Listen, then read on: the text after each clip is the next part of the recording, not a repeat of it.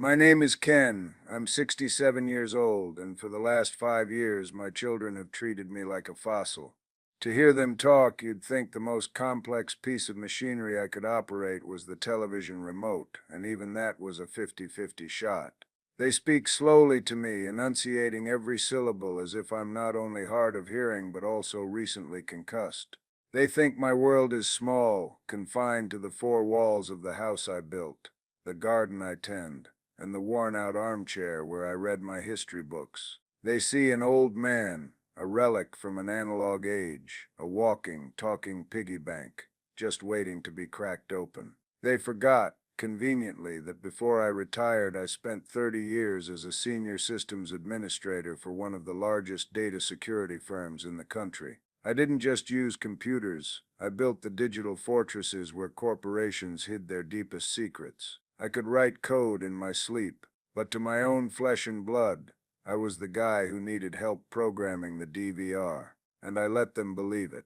For a long time, it was easier that way. After my wife Martha passed, the silence in the house was deafening. Their condescension was, in a twisted way, a form of company. It was a role I could play, the doddering old dad. It gave them a reason to come around, even if it was just to check on me and rearrange my finances under the guise of being helpful. It was a flimsy charade, but it kept the family unit, however fractured, in the same room. It was a promise I'd made to Martha on a quiet, sterile afternoon in the hospital. Take care of them, Ken. Keep them together. I thought that meant enduring anything. I was wrong. The final straw wasn't some grand, dramatic betrayal. It was small, petty, and insulting in a way that cut deeper than any shouting match ever could. It was a Tuesday. My daughter Chloe called me in a panic. Her laptop, her precious lifeline to her graphic design clients, was on the fritz. It was running slow, crashing, a disaster. She'd taken it to one of those big box tech support places, and they'd quoted her an astronomical sum to even look at it. She was practically in tears. "Can you help, Dad? You were always good with this stuff," she said, her voice dripping with a false sweetness I knew all too well. It was the same voice she used when she needed her rent covered or a car repair paid for. So I told her to bring it over. She arrived an hour later, placing the sleek silver laptop on my dining room table like it was a holy artifact. She proceeded to explain the problem to me using the kind of simple one-syllable words you'd use for a toddler. "See, Dad, the little spinny thing just keeps spinning, and the pictures, they won't open fast." She patted my hand. "Don't worry if you can't figure it out. It's probably too complicated. We can just buy a new one with, well, we'll figure it out." The unspoken words hung in the air. "With your money." I just nodded. I took the laptop into my study, the room she and her brother Brandon called my Museum of Ancient History. I sat down at my desk, my real desk, the one with the 3 monitors set up and the custom-built tower humming quietly on the floor. It was a beast of a machine that I'd built myself, capable of running complex network simulations. The parts alone cost more than her car. She'd never once asked what it was for. To her, it was just another one of Dad's weird, dusty hobbies. I plugged her laptop in and got to work. It was a simple fix, a corrupted cache, some malware she'd likely picked up from a dodgy font website, and a hard drive that was gasping for air. I could have it done in an hour, but as I was cleaning out the temporary files, I saw it. A notification from their family group chat. The chat I wasn't in, the one they thought was private. The name of the group was Operation Retirement Fund. A cold, heavy dread settled in my gut. I knew I shouldn't look. It was a violation of privacy. It was wrong, but the condescending tone of her voice was still ringing in my ear. The pat on my hand, the assumption that I was a doddering fool. My promise to Martha echoed in my mind,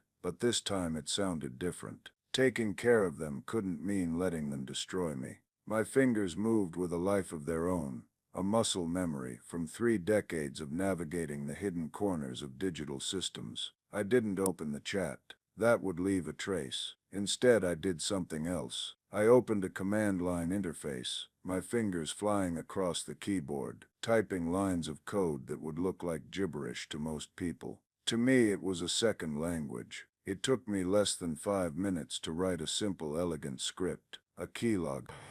Small, undetectable, and designed to email me a complete transcript of every single keystroke typed on that machine, twice a day. I buried it deep in the system library, disguised as a critical driver update. Not even a professional would find it unless they knew exactly what they were looking for. I finished the repairs, deleted the malware, and optimized the system. It was running faster than the day she bought it. I brought it back out to the dining room. Chloe was on her phone, scrolling impatiently.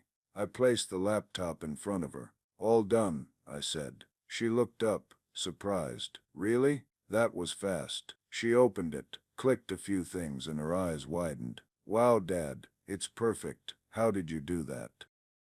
I just smiled. "Turned it off and on again," I said, leaning into the role they'd assigned me.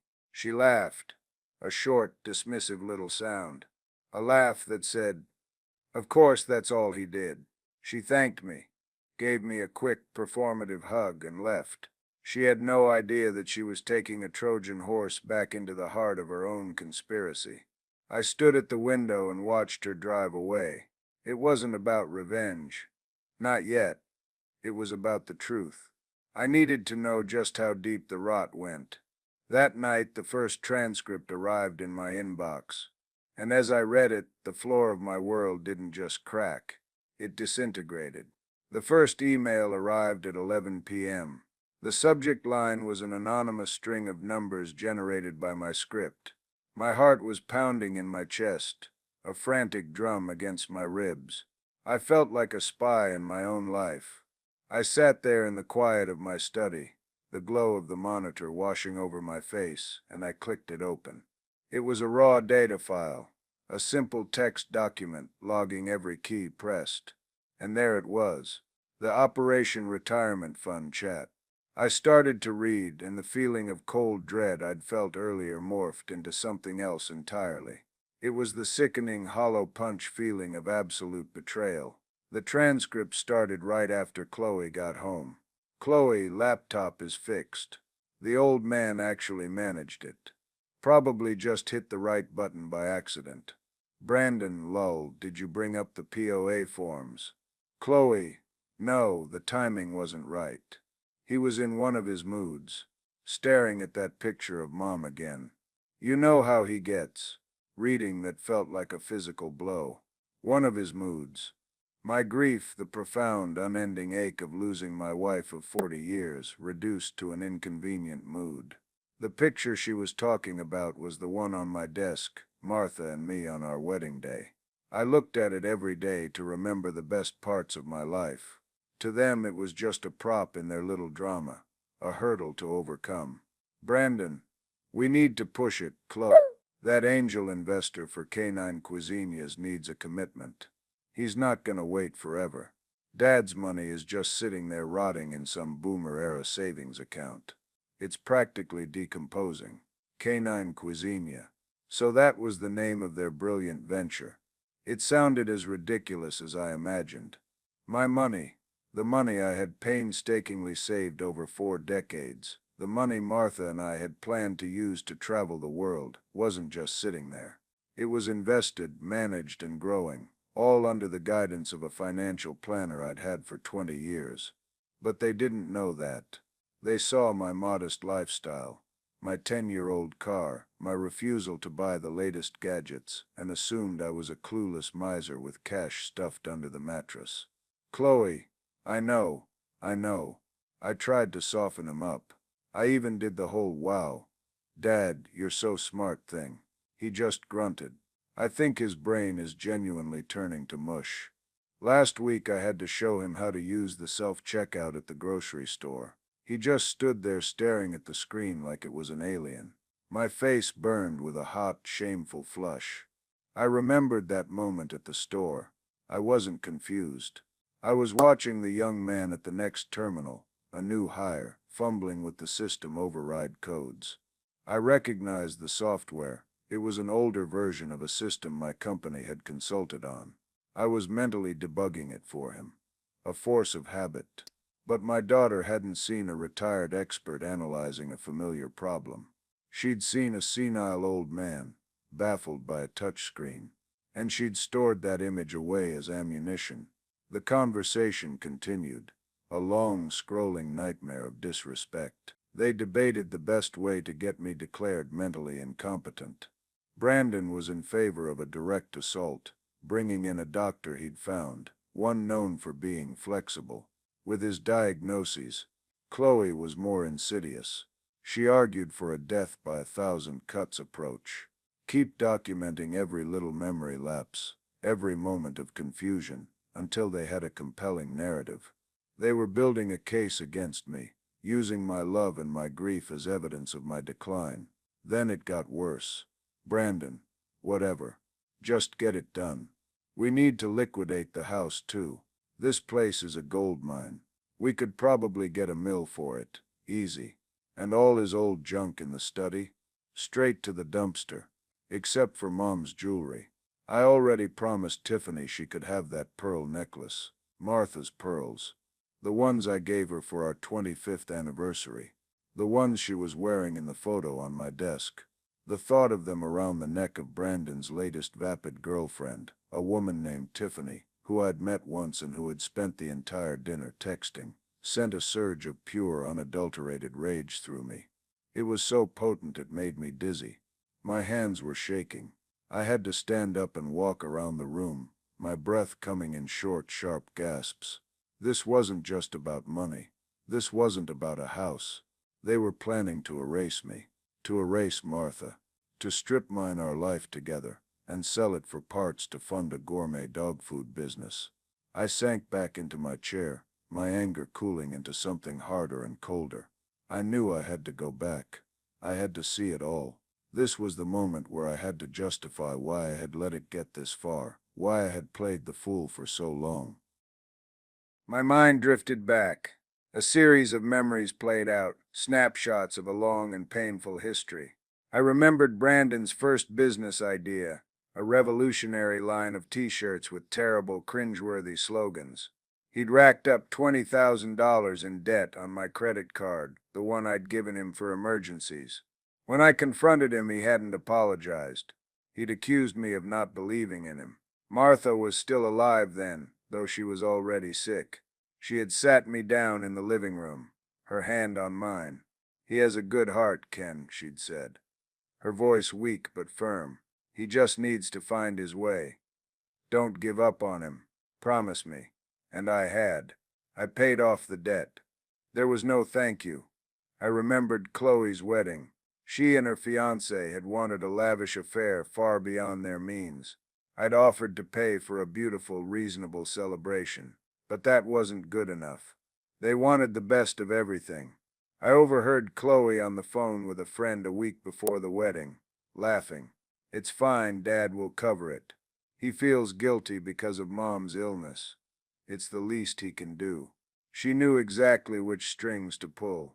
I paid for the over-the-top wedding, and I smiled in all the pictures, the cost a bitter pill I swallowed for the sake of a promise. Even their everyday interactions were part of this pattern. They'd call me, but never just to talk. It was always a prelude to a request. "Can you babysit? Can you co-sign a loan? Can you let the plumber in?" I was their unpaid assistant, their emergency bank, their reliable, invisible support system. My own life, my own needs, were always secondary. And I allowed it. I allowed it because the thought of being truly alone, of severing the last connection to the family Martha and I had built, was more terrifying than the constant low-grade humiliation. I had mistaken tolerance for love, and I had mistaken my children's dependence for affection. I scrolled further down the chat log, my eyes scanning the lines of text. The catalyst, the one single message that shattered the last remnants of my misplaced loyalty, was near the end of the transcript. "Chloe, he's just so pathetic sometimes. Sitting in that dark room with all her old stuff. It's been 5 years. He needs to get over it. It's not healthy. Brandon, it's not just unhealthy, it's an obstacle. Her memory is the biggest weapon he has against us. We need to make him see that moving on is what she would have wanted.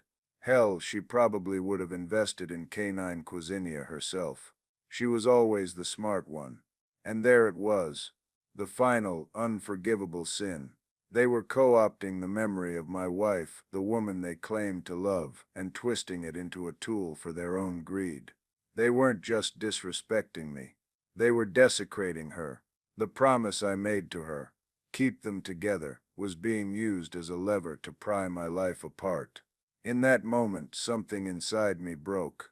The grief, the hurt, the long simmering resentment. It didn't erupt into a firestorm of rage.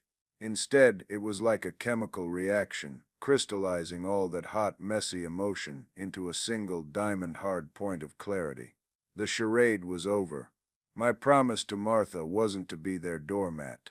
It was to take care of them, and the most caring thing I could do now was to teach them a lesson they would never forget. A lesson in consequences. I closed the transcript. The shaking in my hands had stopped. My breathing was slow and even. I looked back at the photo of Martha, at her bright, loving smile. "I'm sorry, sweetheart," I whispered to the empty room. "I misunderstood. Taking care of them doesn't mean letting them get away with this." It wasn't about revenge. Not really. It was about respect. It was about reclaiming the memory of my wife from their greedy hands. It was about reminding them, and myself, who I was before they had decided I was no one. The quiet, doddering old dad was gone. The systems administrator was back online. And my first order of business was to run a full diagnostic on my family's security protocols. I had a feeling I was about to find some serious vulnerabilities. The next morning, I woke up before the sun. The rage and hurt from the night before had settled into a cold, calm resolve. I made my coffee, sat down in my study, and began to formulate a plan. This wasn't going to be a messy, emotional confrontation. That's what they would expect. That's what they knew how to handle, how to manipulate. No, this was going to be a systems purge. A quiet, methodical, and irreversible lockdown of their access. My first call was to Dave Patterson. Dave and I had started at Datafort Inc. on the same day in 1983. We'd spent the next 30 years in the digital trenches together, building firewalls, fighting off hackers, and drinking terrible office coffee. He was more than a colleague. He was my best friend, the brother I never had. He knew the real me, the me before the doddering old dad persona had taken over. If anyone would understand, it would be Dave. He picked up on the second ring. "Ken, you're up early. Don't tell me your Wi-Fi is on the fritz again," he joked. It was our running gag. "Not exactly, Dave," I said, my voice steady. "I need to buy you a coffee. There's something I need to show you. Something you're not going to believe." We met an hour later at our usual spot, a small diner that hadn't changed its decor since the Carter administration. I had printed out the entire chat log. I slid the stack of papers across the sticky Formica tabletop. "Read this," I said. Dave put on his reading glasses and began to read. I watched his face change. The friendly amusement faded, replaced by a frown, then a look of disbelief, and finally a deep, simmering anger on my behalf. He would occasionally look up at me, his eyes wide, and just shake his head. He read every single word. When he was done, he carefully stacked the papers, tapped them on the table to align the edges, and took a long sip of his coffee. He was silent for a full minute. Then he looked at me, his expression hard as granite. "The little vultures," he said, his voice a low growl. "Ken, this is beyond the pale. Operation Retirement Fund," he shook his head again, "and the keylogger. You magnificent old bastard. You still got it." A weight I didn't even realize I was carrying lifted from my shoulders. It was the validation I needed. I wasn't crazy. I wasn't overreacting. "I don't know what to do, Dave," I confessed. The first moment of uncertainty I'd allowed myself. A part of me wants to burn it all down, and the other part keeps hearing Martha's voice telling me to take care of them. "Take care of them," Dave scoffed, his voice rising. Ken, this isn't taking care of them. This is enabling a pair of greedy, entitled parasites. Look, my own kid, Kevin. He tries to help me with my smart thermostat every time he comes over. He talks to me like I've got the IQ of a houseplant. It drives me up the wall. But this, he tapped the stack of papers. This is a whole other level of predatory. This is conspiracy to commit fraud. They are actively trying to steal from you and have you declared incompetent. He was right. Hearing it from an outsider, from someone who respected me, stripped away all the familial baggage and guilt. So what's the plan? Dave asked, leaning forward. You can't just sit on this. You need to act. You need to protect yourself. I have a plan, I said, a new confidence hardening my voice. A systems administrator doesn't just patch a security breach. He analyzes the attack vector, traces it back to the source, and then reinforces the entire network to make sure it can never happen again. Dave grinned, a slow, predatory smile. Now you sound like the Ken I know. So what's the first step in this network reinforcement? Investigation, I said. They mentioned a business, Canine Cuisinia, and an angel investor. I'm going to find out who that is. And they mentioned a lawyer. I'm going to find out who that is too. They think I'm a dinosaur who can't use Google. They're about to find out what a real deep dive looks like. That afternoon, I began my work. It was laughably easy. My children, for all their talk of being tech-savvy, had the digital security hygiene of a leaky sieve. Brandon had registered the domain, quote, caninecuisinia.com, quote, a few weeks prior. His name and address were right there in the public WHOIS database. The website itself was a single-page template with stock photos of happy dogs and buzzwords like holistic, artisanal, and blockchain integrated. It was utter nonsense, but the key was a link in the footer to their investor deck. It was a public Google Slides presentation. Inside, I found it all. Their ridiculous business plan, which involved air freighting organic kale from Peru for dog food. Their absurd financial projections, and the name of their angel investor, a man named Alistair Finch. It took me less than 10 minutes of searching public records and news articles to discover that Alistair Finch was not an angel investor. He was a notorious con artist who specialized in bilking naive entrepreneurs. He had a string of bankruptcies and 2 fraud convictions in neighboring states. He wasn't an investor. He was a shark, and my children were chumming the water with my money. I downloaded every article, every court filing. I saved it all to a secure folder. Next, I went hunting for the lawyer. In the chat, Chloe had mentioned his name, Larry Culp. She said a friend had recommended him as someone who gets things done when it comes to family estate issues. A quick search for Larry Culp, ESQ, and elder law brought up a handful of troubling reviews and a formal censure from the state bar for pressuring vulnerable clients. He was exactly the kind of bottom feeder they would seek out. Now that I had my intelligence, it was time to build my firewall. I called my own lawyer, a woman named Evelyn Albright. Miss Albright was the polar opposite of Larry Culp. She was a razor-sharp estate planner in her 50s, with a reputation for being meticulous and utterly ruthless when it came to protecting her clients' interests. I had hired her a year after Martha died to set up my initial will, and she had been nothing but professional. I scheduled a meeting and laid out the entire situation, just as I had with Dave. I brought the chat logs, the research on Alistair Finch, and the disciplinary record for Larry Culp. Miss Albright listened without interruption, her expression unreadable. She read through my evidence, her eyes missing nothing. When she was finished, she took off her glasses and looked at me. "Mr. Miller," she began, her voice calm and precise, "in my 25 years of practice, I have seen a great deal of familial avarice. But this is brazen. The documentation of their intent is a gift." "So what do we do?" I asked.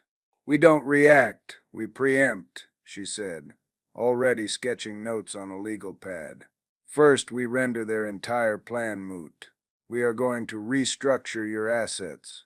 Everything you own, The house, your investment portfolio, your savings, will be moved into an irrevocable living trust. You will be the trustee for your lifetime, meaning you retain full control. But upon your passing, the assets will be distributed according to the terms of the trust. It's a fortress. It bypasses probate, and it is virtually impossible for a disgruntled heir to challenge. And the beneficiaries? I asked. That is entirely up to you, she said.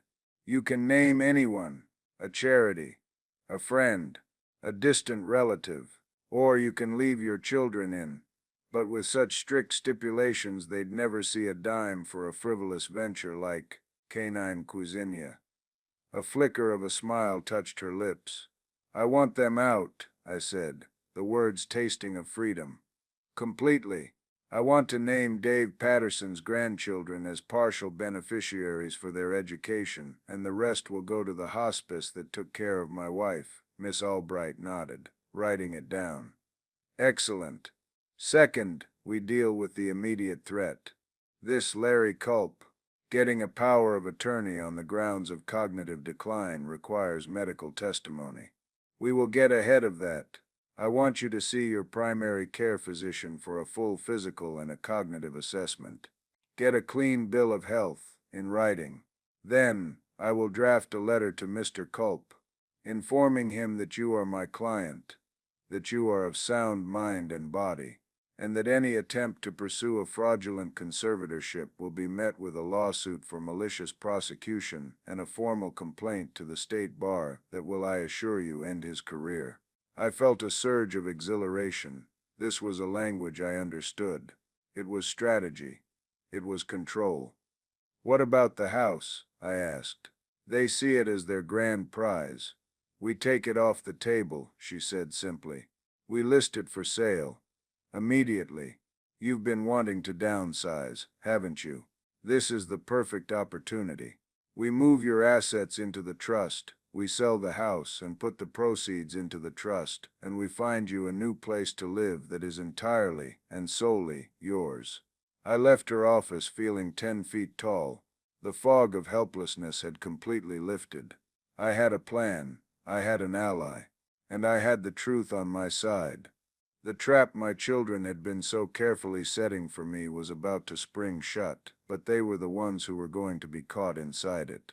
The silent, bumbling old man was about to make a lot of noise, just not in the way they expected. He was going to start by taking away their favorite toy, my checkbook. The first test of my new resolve came sooner than I expected. It was a Thursday evening, a week after my meeting with Miss Albright. My phone rang, and the caller ID showed it was Brandon. I let it ring twice, took a deep breath, and answered with a calm, neutral hello. Dad, hey. How are you doing? His voice was unnaturally cheerful, the kind of forced bonhomie he only used when he was about to ask for something big. I'm fine, Brandon. What's up? I said, keeping my tone level. I was sitting in my study, a fresh transcript from Chloe's keylogger open on my screen. I already knew what this call was about. They'd spent the last 2 days workshopping his approach in the group chat. Well, funny you should ask. Something amazing has happened, he gushed. You know that business idea Chloe and I have been working on, canine cuisine?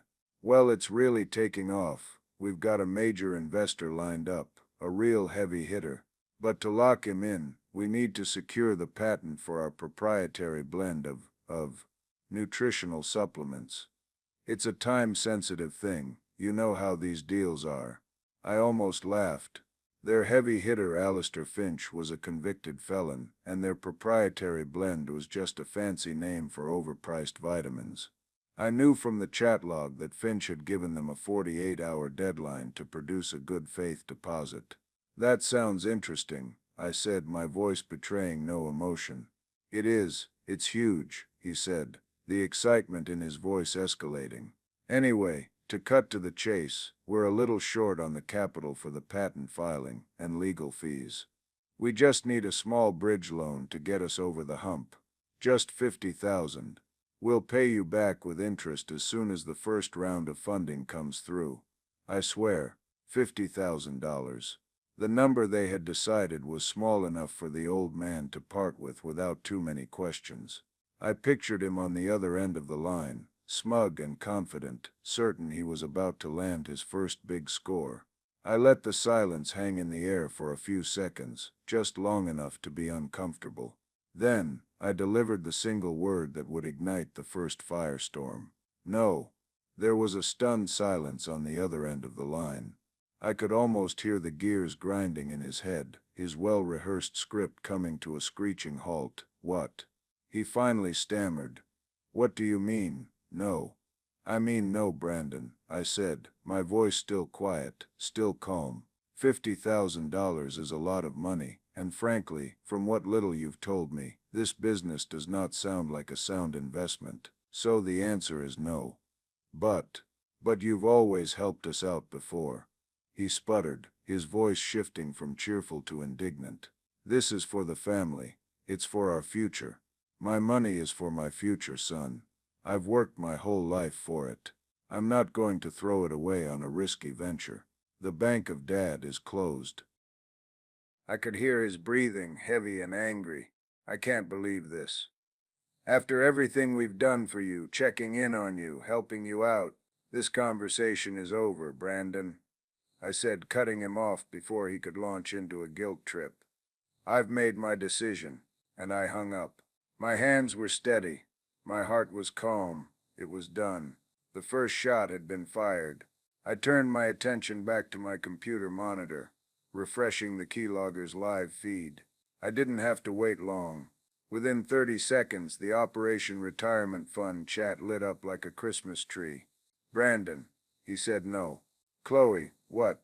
No, he didn't. You're kidding. Brandon, I'm not kidding. I gave him the whole speech we practiced. The heavy hitter investor, the patent, everything. He just said no. Stone. Cold. Said the Bank of Dad is closed.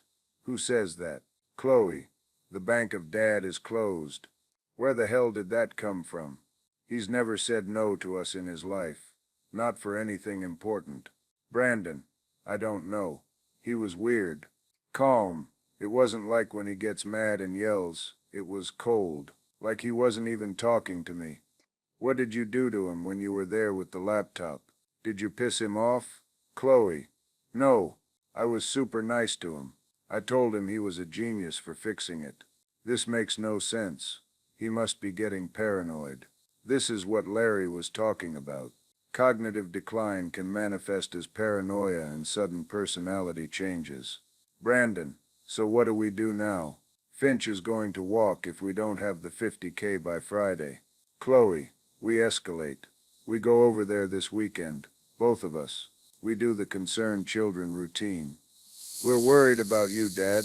We press the issue. He can't say no to both of us in person. He's too much of a coward. I leaned back in my chair and allowed myself a small, grim smile. They were blind. Utterly, completely blind. They were so convinced of their own narrative that I was a weak, senile old man that they couldn't conceive of any other explanation for my behavior. They saw my newfound strength not as a sign of clarity, but as a symptom of the very decline they were hoping to prove. Their arrogance was my greatest weapon. The next phase of their panic was initiated not by me, but by Miss Albright. On Friday morning, as per our plan, she sent her letter to Larry Culp. It was a masterpiece of professional intimidation.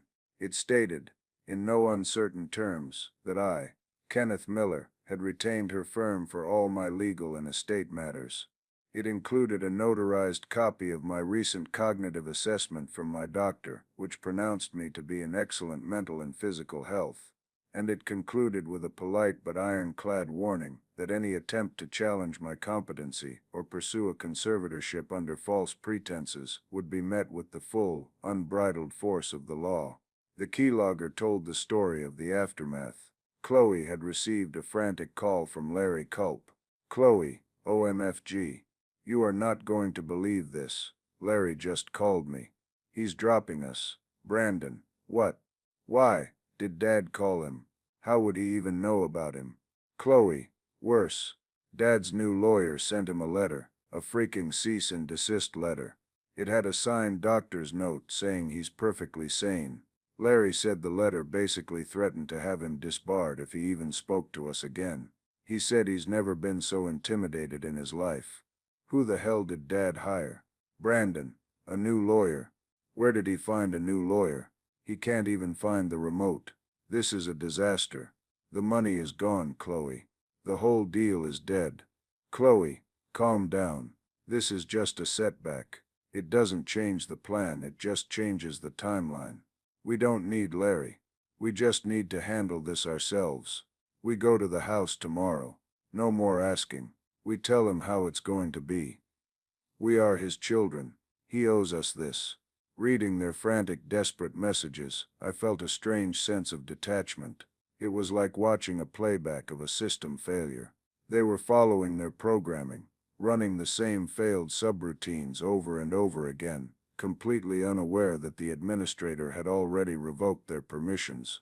They thought they were coming to my house for a confrontation. They had no idea they were walking into a final diagnostic. The system, as they knew it, was about to be permanently decommissioned. Their attempt to freeze me out was almost comical. After the disastrous phone call with Brandon and the subsequent implosion of their plan with the lawyer, they went silent.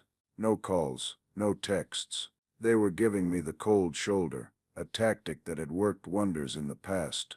Whenever they were displeased with me, they would withdraw their presence, knowing that my fear of loneliness, my desperate need to keep the family connected, would eventually make me capitulate. They'd ice me out for a week, and I'd come crawling back with an apology and an open wallet. But this time, their silence was a gift.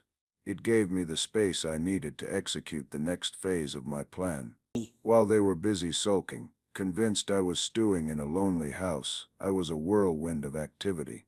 Miss Albright had connected me with a real estate agent, a no-nonsense woman named Carol, who specialized in quick sales. Carol came to the house, took one look around, and told me we could have it on the market by Monday.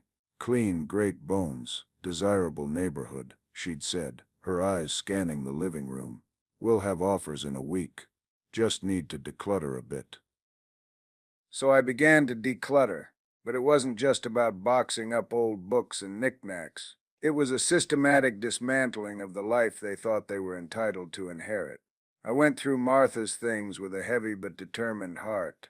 I packed away her favorite books, the photo albums, the little trinkets she'd collected. These were memories, not assets. They belonged with me. The pearl necklace that Brandon had so casually promised to his girlfriend. I took it from its velvet box, held it in my hand for a moment, remembering the look on Martha's face when I'd given it to her. And then I placed it in the small safe I kept hidden in my closet. Everything of monetary value, the silverware, the few pieces of antique furniture I had appraised. Carol had a team for that. They were efficient, professional, and discreet. Piece by piece, the house was being stripped of the value my children were so eager to plunder. My phone remained silent. I watched their chat log through the keylogger. They were growing more and more agitated. Brandon, still nothing from him. Not a word. Is he even alive over there? Chloe. Of course he is. He's punishing us. He's probably sitting in his chair, feeling all-powerful because he said no for the first time in his life. He wants us to beg. Brandon. Well, I'm not begging. My business is in ruins because of him. Finch won't even return my calls anymore. Chloe. It's not in ruins. It's delayed. We just need to get through to him. The silent treatment plan was stupid. We need to force a meeting. I'm tired of waiting. We're going over there on Sunday. For dinner. Like a normal family. We'll corner him. He can't run away from his own dining room table. I read the message and smiled. Perfect. They were walking right into my trap and even providing the venue themselves. I got the call on Friday afternoon. It was Chloe, her voice coated in a thick, syrupy layer of feigned concern. Dad? Hi. We haven't heard from you. We were getting worried. I've been busy, I said truthfully. Well, we were thinking it's been a while since we all had a proper family dinner. We'd like to come over on Sunday. We'll even bring dessert, she offered, as if this were a grand concession. That's a wonderful idea, honey, I said, playing my part. I'd like that very much. Sunday at 6? Great. We'll see you then, Dad. We love you. The lie was so bald-faced it was almost impressive. I love you too, I said, and hung up the phone. The words felt like ash in my mouth. The final piece of my plan arrived on Saturday afternoon. A brand new high-definition digital projector. It was small, sleek, and powerful. I spent an hour setting it up in the dining room, positioning it on a bookshelf in the corner, aimed at the large blank wall opposite the head of the table, my seat. I connected it to a small dedicated laptop I'd wiped clean. The only file on it was a PDF I had carefully compiled. The complete, unedited transcript of the Operation Retirement Fund group chat, complete with timestamps and attribution. I tested it once. The words were crisp and clear on the wall, a monument to their greed. Then I turned it off and covered it with a decorative throw blanket, a time bomb, waiting in plain sight. The power shift was complete. They thought they were the ones forcing the confrontation, that they held all the cards. They believed they were coming to my house to lay down the law to their senile, difficult father. They had no idea that they had lost the game before they even sat down at the table. Their access had been denied, their assets frozen, and their conspiracy logged and documented. All that was left was the final, public announcement of the system shutdown, and I, the humble administrator, would be the one to deliver it. Sunday arrived, a bright, beautiful autumn day, the kind of day Martha had loved. I spent the morning in the garden, tidying things up, feeling a sense of peace I hadn't felt in years. The house was already sold. I had accepted an offer on Friday from a young family, well over the asking price. The closing was in 30 days. I had even put a deposit down on a modern 2-bedroom condo in a new development across town, a place with no memories and a state-of-the-art gym, a place that was entirely mine. As 6 o'clock approached, I wasn't nervous. I was strangely calm, the way you feel when you've prepared for a major system migration and all the tests have come back green. All the work was done. All that was left was to flip the switch. I set the dining room table with the good china, the pieces my children had probably already mentally appraised.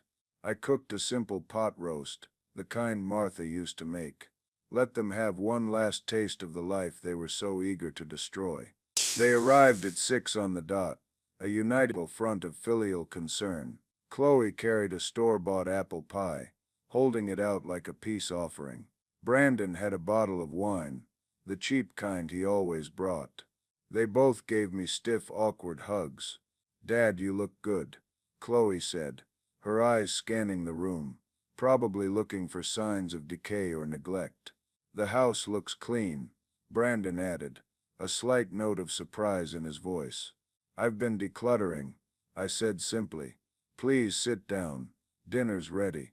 We sat at the table, me at the head, Chloe on my right, Brandon on my left. They were trapped. For the first 20 minutes they kept up the charade. They asked about my health, about my garden.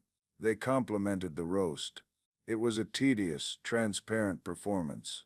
I let them play it out, responding in polite short sentences. I was just waiting for the pivot. It came as expected, just as Chloe was cutting the pie. "Dad," she began, setting the knife down and folding her hands on the table, a practiced gesture of seriousness. "We need to talk. We're worried about you." Brandon jumped in on cue. "We are, Dad. That phone call the other day, it wasn't like you. And hiring some shark lawyer? We're just concerned that you're not making good decisions. That maybe someone is taking advantage of you." The hypocrisy was breathtaking. They were accusing me of the very thing they were trying to do. "You're all alone in this big house," Chloe continued, her voice soft and cloying. "You're getting forgetful. It's okay, it happens. We just think it might be time for us to step in and help you manage things. For your own good. To protect you. This was it. The grand manipulative finale. They laid out their vision. I would give them power of attorney. They would manage my finances, sell the big empty house, and move me into a nice, simple assisted living facility. They would take the burden off my shoulders. They presented it as an act of profound love and sacrifice. I let them finish their entire well-rehearsed pitch. I listened to every self-serving, sanctimonious word. When they were done, they both looked at me, their faces a perfect mask of loving concern, waiting for my grateful acceptance. I said nothing. I simply took a sip of water, dabbed my lips with my napkin, and stood up. I walked over to the bookshelf in the corner of the room. They watched me, confused. I picked up the small black remote control that was sitting next to the projector. You know, you two have always underestimated me, I said, my voice quiet but carrying in the silent room. You think this is the most advanced piece of technology I know how to operate. I held up the remote. You seem to have forgotten what I did for a living for 30 years. I aimed the remote at the projector and pressed the power button. The device hummed to life. A bright white rectangle of light filled the wall across from them. And then the image resolved. Displayed in stark black and white, 10 feet high, were the words Group Chat, Operation Retirement Fund. I watched their faces. Chloe's fork clattered onto her plate. The color drained from Brandon's face, leaving him a pasty, sickly white. Their eyes, wide with horror, darted from the wall to me and back again. I pressed the down arrow on the remote. The chat log began to scroll, slowly, line by damning line. Chloe, laptop is fixed. The old man actually managed it. Probably just hit the right button by accident. Brandon, lull. Did you bring up the POA forms? I kept scrolling, past their mockery of my grief, past their plans to have me declared incompetent. I paused on a particularly ugly exchange. Brandon, we need to liquidate the house, too. This place is a gold mine. We could probably get a mill for it. Easy. And all his old junk in the study? Straight to the dumpster, except for Mom's jewelry. I already promised Tiffany she could have that pearl necklace.